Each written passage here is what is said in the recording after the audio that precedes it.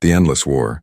The galaxy had been drowning in war for longer than anyone could remember, and the record showed centuries of conflict between empires that once thought themselves unshakable and unbreakable, but every campaign only led to more blood and more ruin. Vast fleets that could blot out the stars clashed across countless systems, their weapons tearing worlds apart and reducing proud civilizations to little more than ash fields drifting in space. Generations were born into the war, and generations died without ever knowing peace. What began as a struggle over territory and resources became something greater, a feud so tangled and bitter that no empire could even recall the original cause. Now the war continued out of pride and desperation, a fire that refused to burn out. The Zorith Dominion was one of the greatest powers, a reptilian race that had conquered and enslaved 500 worlds with their iron discipline and their endless fleets. Facing them across the stars was the Ildari Confederacy, a coalition of insectoid and avian species who fought with swarm tactics and burning fury. Both sides claimed victory countless times, and both sides tasted bitter defeat. Yet neither could land the final blow. Each victory turned to dust as reinforcements arrived, and each defeat sparked another desperate rally. For every world taken, another was lost. For every fleet destroyed, 2 more rose from the shipyards. It was a cycle without end. Ordinary beings across the galaxy lived in fear. Stations that had once thrived with trade were now rusting husks. Planets that had been gardens of life became scarred battlefields where the ground itself was poisoned. The young grew up training for war instead of learning to build. Elders looked to the skies with tired eyes, wondering if the next flash of light would be the end of their world. Hope faded with every passing year. In the Galactic Council, the representatives of neutral races watched helplessly. They had tried mediation. They had tried sanctions. They had even threatened to withdraw trade, but nothing broke the stalemate. The war had become a beast with a life of its own, feeding on blood and fury. Even the Council's most powerful members knew they were running out of options. Their armies were too weak, their fleets too scattered, their influence too diminished. Whispers began to spread that the war might consume the galaxy entire. It was in this hour of despair that a strange idea took root. Among the millions of stars, there was one small blue world at the edge of the Orion Arm, a planet that most galactic maps barely marked. Its people were considered backward, primitive, and untested. They had never joined the wars of the greater empires. They had no grand fleets, no famous generals, no place in galactic politics. Yet the whispers grew louder in the council chambers. What about the humans of Earth? At first, the suggestion drew only laughter. Counselors scoffed at the notion that such a minor race could change the tide of a conflict that had burned for centuries. What did humans know of war compared to the Dominion or the Confederacy? They were a young species barely stepping into the wider galaxy, their history a collection of petty tribal battles and small planetary wars. Surely they would be crushed in an instant. But desperation makes fools listen, and with the galaxy fleeting, even the faintest hope was worth a gamble. So envoys were dispatched. Quiet ships slipped through the void and found their way to the solar system. They descended through Earth's atmosphere cloaked in secrecy, their leaders expecting to meet a frightened people unready for the demands of true war. Instead, they found a world that had been shaped by endless struggle of its own kind. They saw a history written in fire, in revolutions and conquests, in survival against famine, plague, and disaster. They met soldiers who carried themselves with a strange calm, scientists who spoke of weapons and engines that had never been shared with outsiders, and leaders who listened to the Council's pleas in silence before giving only a single answer. Humanity would join. The Council was stunned. Many thought Earth's leaders would refuse or demand years of preparation, but instead the humans agreed with little hesitation. When asked why they would step into a war that was not theirs, they simply said that wars which drag on without end must be cut off before they devour everything. They spoke of peace achieved not by endless negotiation, but by ending conflict, so completely that no one dares to restart it. To the other races it was a chilling thought, yet at the same time it was the first sign of resolve they had heard in years. Rumors spread quickly. Some believed the humans would arrive as saviors, others believed they would be crushed and humiliated, but no one could ignore the fact that for the first time in centuries, something had changed. The stalemate had cracked, and into the endless war a new force had stepped forward. What that meant for the galaxy none could say, but the stars themselves seemed to wait in silence as the humans prepared to march to war. First contact with humanity. The Galactic Council chambers had never felt so restless as the day the human delegation arrived. The towering domes of glass and steel that circled the chamber had seen representatives from every corner of known space. Yet there was a nervous energy when the humans stepped through the grand doors. They were smaller than most expected, their bodies lacking the claws of the Zorith, the wings of the Avorians, or the armored hides of the Ildari. Yet they carried themselves with a posture that suggested calm defiance. The other races whispered among themselves as the humans walked without fear into a hall where countless species had bowed under the crushing weight of tradition and intimidation. The leading human representative was a woman named Admiral Serena Holt. She wore no flowing robes or jeweled armor like the alien counselors. Instead, she appeared in a simple dark uniform with sharp lines and no unnecessary decoration. To some, this seemed like arrogance. To others, it was a statement that humanity had nothing to prove. Her eyes swept across the chamber as though she had been here before, and every alien who met her gaze felt a strange chill. These were not the eyes of an inexperienced species. They were the eyes of a people who had seen war and survived. When the council session began, the Zorith ambassador was the first to speak, his scaled body glimmering under the chamber lights. He questioned why the council would even consider admitting such a young and untested race. His words dripped with disdain as he described humanity as reckless and underdeveloped. The Ildari delegate joined in, mocking Earth's small fleets and limited resources.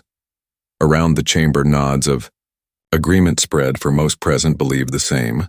The humans were too few, too fragile, too late to the war. But then Admiral Holt stood. She did not raise her voice, nor did she answer the insults directly. Instead, she told the story of humanity's survival. She spoke of ancient wars fought with primitive weapons, wars that nearly destroyed Earth yet forged unbreakable resolve. She explained how her people had survived ice ages, plagues, and disasters that should have ended them but never did. She described humanity's unique ability to adapt, to endure, and to fight long after logic dictated surrender. Her words were simple, but they carried weight that no alien rhetoric could match. For the first time in centuries, the council chamber fell silent. Some counselors leaned forward, intrigued. They had always measured strength by numbers, by fleets, by weapons. Yet here stood a representative of a race that measured strength by survival itself. The silence deepened when Holt concluded her speech with a promise. Humanity did not come to beg for a place at the table. Humanity came because the galaxy had bled too long. If Earth joined the war, it would not be to prolong the conflict. It would be to end it. The boldness of the statement sent a shiver through the chamber. Ending a war that had consumed countless systems for centuries sounded like madness. Yet, as the counselors looked at the human delegation, they saw no hint of doubt. It was as if these strange beings had already decided the outcome, as if the war was over the moment they chose to step onto the galactic stage. Some races felt a stirring of hope, others felt fear. After the session, alien representatives gathered, in private corners, whispering. Some laughed at the human arrogance, certain they would be crushed within days of deployment. Others worried that perhaps these humans carried something unknown, a fire that might burn brighter than any fleet.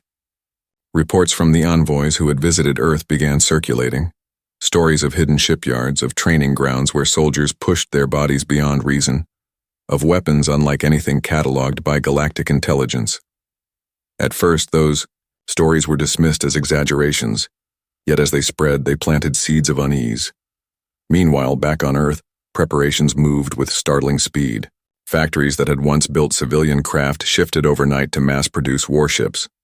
Soldiers who had grown up studying conflicts of history now drilled for battles among the stars. Earth's leaders issued few speeches and no grand declarations, but their people worked with a unity that left alien observers unsettled. There were no factions arguing for delay, no voices crying for neutrality. It was as if the entire planet had accepted the decision without question. Humanity would fight. In the outer colonies of the Confederacy, soldiers scoffed at the idea of human allies. They joked that the newcomers would serve as cannon fodder, distracting the Dominion for a few hours before being swept aside. Yet among veteran commanders there was a quieter reaction.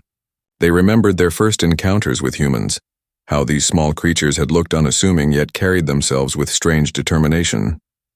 Those commanders had seen that determination before in soldiers who refused to retreat, even when surrounded. They could not explain it, but something about humanity felt different. The day came when the Council formally announced that Earth would be admitted as a provisional ally. The declaration spread across the galaxy like a shockwave. To the Dominion it was a joke, to the Confederacy it was a risk, and to the neutral worlds it was a mystery. Across the stars voices argued, questioned, mocked, or whispered with worry. Yet in all corners of the galaxy, one truth had taken hold. Humanity had entered the war, and nothing would ever be the same again. The arrival of human forces. The first sign of humanity's arrival came not with speeches or ceremony, but with the quiet hum of engines that slipped into the void above a contested system on the rim of the warfront. The Ildari scouts stationed there had expected a small convoy of escorts and transports, perhaps a token gesture from Earth to show they had joined. But what emerged from hyperspace forced them to pause. A formation of warships appeared in precise order, their hulls dark and angular, carrying no ornament or flamboyant design like the fleets of the older empires. They were smaller than most Dominion dreadnoughts, fewer in number than the Confederacy's swarm carriers, yet they radiated a sense of focus, as though every plate and weapon had been built with one purpose alone. At the head of the fleet was the UNS Valiant, an Earth-heavy cruiser that had already become a subject of rumor. Its profile was sharp, built like a blade rather than a fortress, and its weapons arrays hummed with energy that alien sensors struggled to categorize.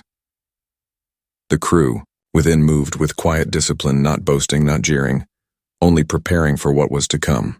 For the human officers, this was not a grand display but a test, the first step into a war that had scarred the galaxy for centuries. The Confederacy commanders who had agreed to meet them could not hide their skepticism. In their war rooms, they studied the human ships, comparing them to the massive Dominion Leviathans, and found them lacking. The humans had no colossal engines of terror, no ships the size of moons. Their vessels were efficient, fast, and almost understated. To the Confederacy this seemed like weakness, but to the humans it was a sign of intent. They had not come to impress. They had come to fight. When the human Marines disembarked onto the forward base, the soldiers of the other species gathered to see them. Whispers ran through the crowd. The humans were smaller than most allies, lacking the thick exoskeletons of the Ildari or the armored hides of the Zorith deserters who had joined the Confederacy. Yet the way the humans moved unsettled the onlookers. Their eyes scanned every corridor, their bodies relaxed yet ready, their formation tight without needing orders. They did not shout or display ceremonial weapons.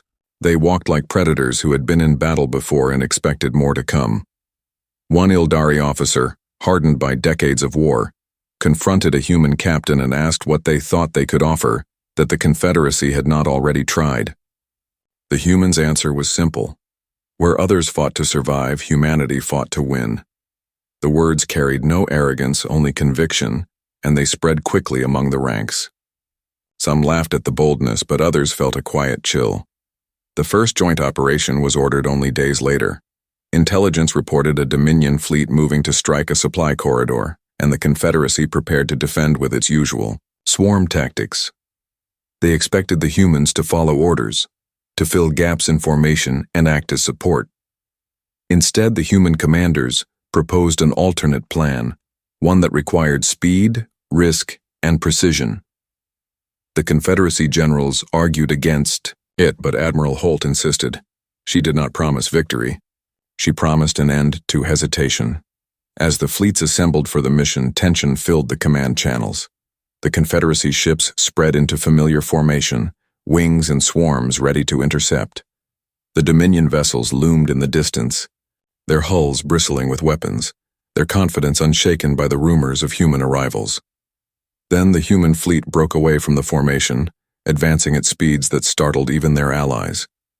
Their cruisers and destroyers darted between firing lanes with impossible coordination, weapons striking with such accuracy that Dominion escorts fell before they could react.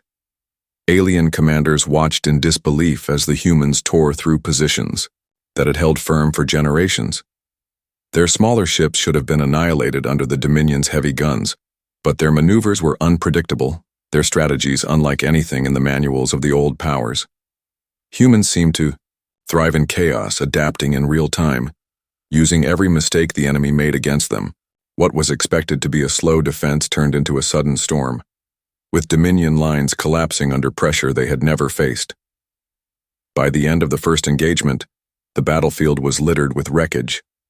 Dominion warships that had once terrorized entire systems drifted powerless, their crews scrambling to retreat. The Confederacy forces, stunned into silence, realized that the humans had achieved in hours what they had failed to accomplish in decades. The corridors of command were filled with disbelief and uneasy awe. The war that had seemed eternal now felt as though it had shifted in a single strike. And yet the humans did not celebrate. On the UNS Valiant, Admiral Holt only reviewed the data, already preparing for the next step. To her crew and to every soldier under her command, this was not a miracle, but the natural result of doing what had to be done. Victory was not a chance. Victory was the only acceptable outcome. The galaxy had witnessed the arrival of humanity's first fleet, and with it came a truth no one could ignore. These were not naive newcomers stumbling into a war beyond their scale. These were warriors who had chosen to enter, and they had no intention of leaving until the war itself was finished. The first strike. The Dominion had long believed itself unshakable, for its fleets were forged across centuries, and its admirals carried reputations carved from victory after victory. Yet when the humans delivered their first blow, the Dominion was forced to confront something it had never imagined. The battle that followed would be remembered in whispers across the galaxy as the moment when the war began to crumble. The Dominion fleet had gathered near the Telnar system, a key supply hub with fortified stations and minefields stretching across the void. It was a place the Confederacy had attacked a dozen times without success, losing ships and soldiers for no gain. The Dominion treated it as untouchable, a jewel in their iron crown, and their commanders boasted that no outsider could ever break through its defenses. When word reached them that humans were leading the next assault, their laughter echoed through every channel. They spoke of crushing these newcomers quickly and parading their wreckage as a lesson to the rest of the galaxy. But when the human fleet arrived, silence replaced the laughter. The Dominion expected slow formations, cautious approaches, and drawn-out artillery duels. Instead, the humans advanced with a speed that unsettled even their allies. They moved like a pack of predators, coordinated yet unpredictable, weaving through defense lines as if they had rehearsed every angle. Their ships were smaller, but each carried weapons designed to cripple rather than intimidate. They did not waste time firing salvos at armored walls. They targeted engines, reactors, command nodes, slicing the heart out of every ship they faced. The first Dominion cruiser to fall went dark within minutes, its lights snuffed out, its crew scrambling to escape into escape pods that never deployed. Within the command station, officers stared at screens that flashed red warnings faster than they could process. They tried to adapt, but the humans shifted tactics constantly. Where the Dominion had built its strength on overwhelming force and repetition, humanity fought with cunning, striking like lightning in places no one had thought vulnerable.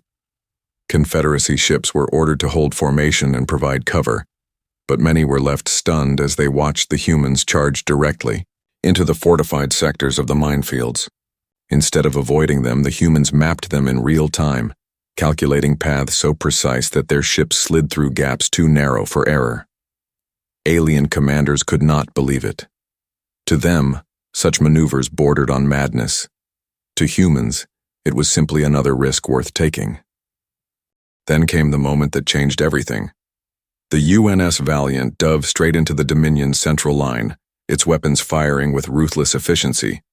While other fleets would have split fire across dozens of targets, the Valiant focused all energy on a single battleship, one of the Dominion's oldest and most feared vessels. The duel lasted only minutes, but when the battleship cracked apart and drifted lifeless, the Dominion line began to falter. Their unbreakable confidence wavered. For the first time in centuries, they realized their enemy could not only resist them but dismantle them piece by piece. The human Marines struck next. Dropships launched in waves, piercing planetary defenses and landing within fortified strongholds. Where other species relied on overwhelming numbers, the humans deployed small squads, each trained to adapt and fight with brutal creativity. They used the terrain, turned captured weapons against their foes, and pressed forward without hesitation. Dominion soldiers who had spent lifetimes believing themselves untouchable now faced enemies who refused to break even under heavy fire. The more resistance they gave, the harder the humans pressed. It was as if retreat and surrender were not even considered. By the end of the day, the Telnar system was in flames. Stations that had stood for generations were silent. Dominion fleets scattered into retreat, and the once proud defenders of the hub fled rather than face annihilation. Confederacy forces followed in disbelief, watching their enemies crumble under human ferocity. For years they had poured blood into the system without success, and now humans had taken it in a single strike. Across the galaxy, the news spread faster than light. Worlds under Dominion rule whispered that perhaps freedom was possible. Neutral systems gasped at the thought of humans breaking the unbreakable. Even within the Confederacy, soldiers who had doubted their new allies began to feel something they had not felt in centuries: hope. But within the command chambers of the UNS Valiant, there was no celebration. Admiral Holt gathered her officers and reviewed every maneuver, every casualty, every mistake to be corrected. Her voice was steady as she told them this was only the beginning. The Dominion had been wounded but not destroyed. The war was not yet ended. To the humans, the first strike was not a triumph to be savored. It was only proof of what must be done. And so the galaxy watched, stunned and fearful, as humanity stood on the battlefield for the first time and shattered the illusion of eternal war. What would follow, no one could predict, but one truth was clear. The Dominion had underestimated Earth, and they would pay for it in ways they had never imagined. Fear and shock across the galaxy. The destruction of the Dominion stronghold at Telnar rippled across the galaxy like a thunderclap, and every system that heard the news reacted with disbelief. For centuries, the Dominion had declared Telnar impregnable and its fleets invincible, yet in a single day, the humans had torn that illusion apart. Where once only despair had lived, whispers of awe and terror began to spread like wildfire. No one could escape the stories. They passed through trade routes carried by smugglers, merchants, and frightened refugees. Entire colonies sat in stunned silence as they heard that humanity, a species considered backward and primitive, had achieved in hours what mighty coalitions had failed to accomplish in generations. In the halls of the Confederacy, the shock was deepest. Commanders who had bled away countless fleets in futile assaults now stared at tactical recordings of human maneuvers. They watched cruisers slide through minefields without faltering, destroyers crippling battleships in coordinated strikes, and Marines overwhelming fortified positions with terrifying efficiency. Many officers could not understand it. They had measured war by numbers and size, believing victory belonged to the largest guns and the greatest armies. Humanity had proven otherwise. They fought with adaptability that made every engagement unpredictable, and for the first time in living memory, the Dominion's war machine had looked vulnerable. For ordinary Confederacy soldiers, the reaction was different. They had lived under the shadow of endless defeat, trained to expect loss after loss, and suddenly they saw an ally who did not retreat, did not falter, and did not speak of delay. In the barracks and outposts of the front lines, soldiers who had once sneered at the idea of humans now spoke with grudging respect. They shared rumors that human soldiers fought with eyes like predators, that their commanders never accepted stalemates, that their fleets moved like hunting packs that never lost track of prey. Fear of defeat began to shift into something unfamiliar. Hope that maybe, just maybe, this war could be ended. Yet hope was not the only reaction. In the Dominion, fear crept into the hearts of even the proudest admirals. Reports poured in of human tactics that seemed alien in their own right. Dominion officers demanded explanations, claiming the Confederacy must have hidden secret weapons for centuries. When the truth became undeniable, their pride turned to fury. Orders were given to crush humanity at all costs. Propaganda spread, declaring humans as reckless savages who had won only by luck. But beneath the bluster lay unease. Veterans who had fought countless battles whispered privately that there was nothing of luck in what they had seen. The humans fought as if they were born for war, and worse, they fought as if the thought of defeat was impossible. Neutral worlds reacted with caution and fear. For centuries, they had balanced carefully between two great powers, trading and surviving, while others burned. Now a new player had entered, one that defied all expectations. Diplomats debated endlessly whether humanity would bring peace or plunge the galaxy into chaos. Traders speculated that Earth's industries could not sustain a long campaign, but those who had witnessed the human fleets firsthand disagreed. They spoke of factories that transformed overnight, of soldiers who trained with tireless will, of unity unlike anything seen among the older powers. These rumors created unease, for a species so united was rare, and unity in war meant strength beyond numbers. On the fringes of the galaxy, populations under Dominion rule began to stir. Stories of human victories reached them through secret channels, and whispers of rebellion grew louder. Entire planets that had bowed for centuries now dared to imagine a future without chains. The Dominion fought to silence these whispers, but fear worked against them. For every rebel silenced, 10 more took up the idea that the humans were coming, and that when they arrived, the Dominion would fall.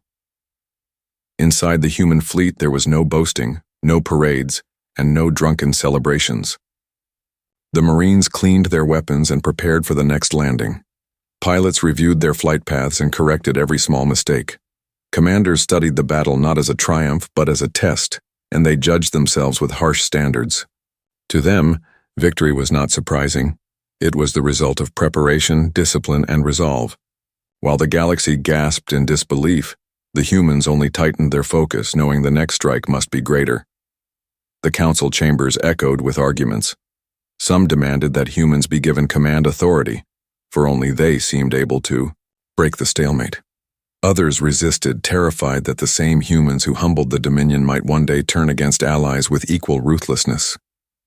The debate raged for days, but it did not matter, for humanity had already decided. They did not seek permission to fight. They had already chosen their path, and that path led straight to the heart of the war. Thus the galaxy stood divided between awe, fear, and hope. In the shadows of broken fleets, in the corridors of power, and in the hearts of ordinary beings, one question echoed louder than any other. If humans could shatter centuries of deadlock in hours, what else could they do when they decided to end the war entirely? The war that ended in hours, the Dominion gathered its might for a counterattack, calling fleets from every corner of its empire. For centuries it had crushed rebellions and resisted invasions with sheer power, and its admirals believed that against humanity, they only needed to bring overwhelming numbers. Across the stars, their ships converged, darkening the skies of staging systems, preparing for a strike so vast that no one could stand against it. They declared that the humiliation at Telnar would be erased in fire, that the humans would be broken and scattered, and that the galaxy would remember their folly for daring to challenge the Dominion. The human commanders listened to the reports, in silence. Where other species would have trembled at the thought of facing such numbers, the humans only saw an opportunity. Admiral Holt convened her captains aboard the UNS Valiant and outlined a strategy so daring that even the Confederacy, allies, gasped. Instead of spreading their fleets defensively, the humans would strike directly at the heart of the Dominion's armada. They would not wait for the enemy to bring destruction. They would take the fight to them, end it swiftly, and leave no doubt about the outcome. When the battle began, the galaxy itself seemed to hold its breath. The Dominion armada emerged in formation near the twin suns of the Yaren system, a spectacle of sheer size. Countless dreadnoughts filled the void, their guns blazing, their commanders confident that nothing could withstand such firepower. Then, the human fleet arrived, smaller, swifter, and utterly fearless. Instead of meeting the Dominion head-on, they sliced through the formation with surgical strikes. Cruisers darted between dreadnoughts, targeting command ships and severing communication lines. Destroyers unleashed volleys that crippled engines, leaving massive ships adrift and helpless. Carriers released waves of fighters that moved in perfect coordination, overwhelming defenses with relentless precision. Confederacy observers watching the battle could scarcely believe what they saw. Battles that had once dragged on for weeks were unraveling in hours. The Dominion's strength turned against itself as human tactics forced them into confusion. Their vast fleets became entangled, their guns firing into their own lines, their admirals shouting conflicting orders. The humans thrived in that chaos, pressing harder, faster, and without hesitation. Every time the Dominion tried to regroup, the humans struck again, carving holes in their formation until the armada began to collapse. On the ground, human marines launched simultaneous assaults on Dominion strongholds. Drop pods rained from the sky like falling stars, cutting through defenses before the enemy could react. Small squads advanced with ruthless speed, dismantling command centers and seizing supply depots. Where other armies would have dug in for drawn-out sieges, the humans moved like storms, leaving nothing standing behind them. Dominion soldiers who had sworn loyalty all their lives laid down their weapons in shock, unable to comprehend how quickly their defenses crumbled. Within hours, the Yaran system was lost. What had been called the greatest concentration of Dominion power dissolved into wreckage and fleeing survivors. The news spread faster than any fleet could travel. Entire Dominion sectors erupted in panic. Governors abandoned their posts, fearing human retaliation. Rebellions ignited across occupied worlds, their people emboldened by the sight of Dominion, fleets burning. The Confederacy, long beaten into despair, now surged forward behind the human advance, reclaiming territories they had thought gone forever. What shocked the galaxy most was not only the speed of human victory, but the absolute finality of it. Where other powers would have taken weeks to consolidate control, the humans left no openings. They dismantled weapons depots, captured strategic stations, and secured supply lines with relentless efficiency. By the time the Dominion attempted to regroup elsewhere, their command network was in tatters. The war, which had consumed lifetimes, was unraveling in less than a single cycle of suns. In council chambers across the galaxy, leaders stared in silence at the reports. Some wept, others trembled, for they understood what this meant. The endless war that had drained empires and generations had been ended not by negotiation, not by slow attrition, but by the intervention of a single species that refused to play by the rules of stalemate. Humanity had entered the war and ended it in hours. Yet aboard the UNS Valiant, Admiral Holt stood among her officers with the same calm resolve she had shown from the beginning. She reminded them that this was not a moment for celebration but for vigilance. The Dominion was shattered, but remnants remained, and peace would hold only if the lesson was remembered. Wars must never be allowed to drag on until they consume everything. If they begin, they must be ended swiftly, decisively, and completely. Thus the galaxy awoke to a new reality. The war that had seemed eternal was finished, and the name of humanity was spoken in every corner of the stars with awe, fear, and respect. The price of power. The fires of battle had cooled, and across the stars a silence fell that had not been heard in living memory. The Dominion was broken, its fleets shattered, its admirals either dead or in chains. The Confederacy stood dazed, unable to believe that centuries of struggle had ended in mere hours. Neutral worlds that had watched from the shadows now looked toward Earth with a mixture of gratitude and unease, for though humanity had brought peace, it was a peace bought in a way that terrified those who had witnessed it. In the grand chambers of the Galactic Council, the representatives gathered once more, but the tone was different. No longer did they argue over strategy or plead for stalemates. Instead, they waited, almost nervously, for the humans to speak. Admiral Serena Holt and her delegation entered the chamber without ceremony. They carried no banners of triumph, no trophies of conquest. They walked with the same calm purpose they had shown since the beginning, and that composure unsettled the counselors more than any celebration could have. The Zorith ambassador, his scales dull with defeat, demanded to know what humanity intended now that the war was over. Would Earth claim conquered worlds, demand tribute, or declare itself the new ruler of the stars? His words echoed the fear that had grown in many hearts. For if humans could end the greatest war in history within hours, what could stop them from seizing the galaxy itself? The chamber trembled with anticipation as all eyes turned to Admiral Holt. Her answer was simple. Humanity had not come to conquer. They had not come to enslave or to replace one tyrant with another. They had come because the war had dragged on for too long, consuming too many lives, and because someone had to end it. She told the council that humans had no desire to build an empire of fear, but she also warned them that the lesson of this war must never be forgotten. If conflict arose again, it would not be allowed to fester for centuries. It would be cut short, swiftly, and without mercy. The council chamber fell into uneasy silence. Some felt relief, others felt dread, but none could ignore the truth in her. Humanity had shown that wars could be ended quickly, if one had the will to pay the price. It was a truth that comforted those who longed for peace, but haunted those who feared what humanity might do if provoked. On the battlefields, the price of power was more visible.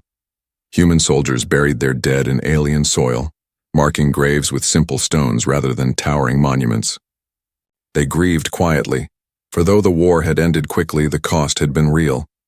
Families on Earth mourned their lost, and veterans carried scars both visible and hidden.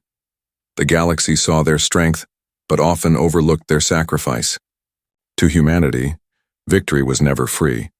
It was carved from blood, discipline, and the willingness to shoulder burdens others could not. Across Dominion worlds newly freed from tyranny, celebrations erupted. People who had lived in chains for generations lifted their voices in joy. Yet even they spoke of the humans with reverence and fear. To them, Earth was both savior and reminder that there existed a force so determined that no empire could resist it. Children grew up hearing stories of human ships tearing through dreadnoughts and human marines walking unbroken through fire. The legends would last for centuries, shaping how the galaxy viewed Earth. Back on Earth, leaders gathered their people and spoke not of conquest, but of duty. They reminded humanity that their power carried responsibility. The galaxy had seen what they could do, and now every action would be watched. Some humans felt pride, others unease, for they knew that the same fear which protected peace might one day turn allies into rivals. Still, they accepted the burden, for to them the alternative was worse. To allow endless wars to continue would be to betray everything they believed in. In the end, the galaxy had changed forever. The Dominion was no longer the unbreakable power it had been. The Confederacy no longer believed itself trapped in eternal struggle, and the neutral worlds no longer assumed that small backwater species could be ignored. Humanity had proven that even a young race could shake the stars if driven by will. As the council adjourned and the fleets returned home, a quiet understanding spread across every corner of known space. The humans had ended the war in hours, but the shadow of their power would remain for centuries. Admirals would train new fleets with human tactics in mind. Leaders would think twice before allowing disputes to spiral out of control. Ordinary beings would whisper the same phrase whenever fear of war arose. The humans will not allow it, and so the story closed with the galaxy at peace, trembling under the memory of what had been unleashed. Humanity had not sought to rule, but their presence ruled hearts and minds all the same. Where they walked, war would either end or never begin. It was both a gift and a warning, carved into the stars themselves. The galaxy never returned to what it had been before humanity stepped onto the battlefield, because their arrival had carved a scar across history that could never be erased. For generations, the stars had burned with endless fire as fleets clashed and worlds fell. Yet in the span of hours, a new force had shown that the impossible was nothing more than a matter of will. Those who had lived all their lives believing the war eternal now woke to silence, a silence heavy with relief but also with fear.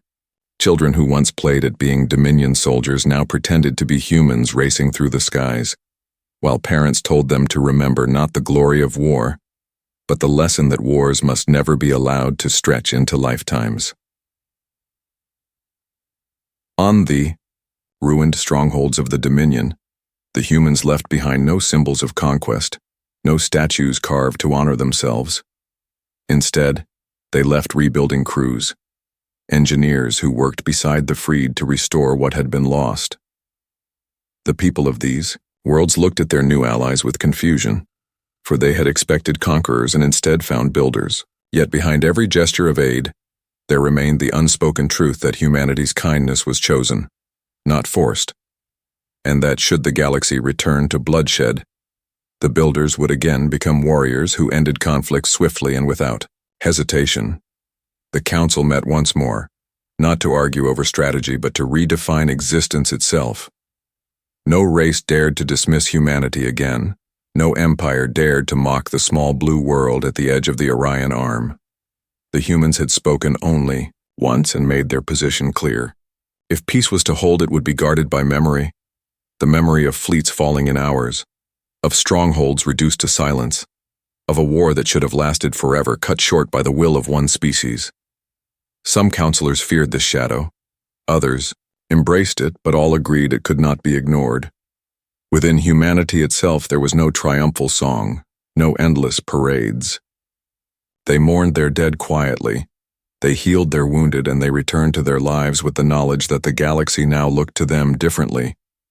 Earth's children would grow up hearing that their parents had ended the greatest war in history, but with that pride came a burden heavier than any weapon, for the galaxy had seen what humanity could do, and it would never forget. And so the story of the war closed not with fireworks or coronations, but with a quiet vow. Humanity had proven its strength, but its greatest strength was the choice not to rule. They had shown the galaxy that war must not be endured, it must be ended. They had shown that survival was not enough, that victory must be final. And as the stars burned on above countless worlds, every being who had witnessed the end carried the same thought. If war came again, the humans would rise, and when they did, it would not last long. The end.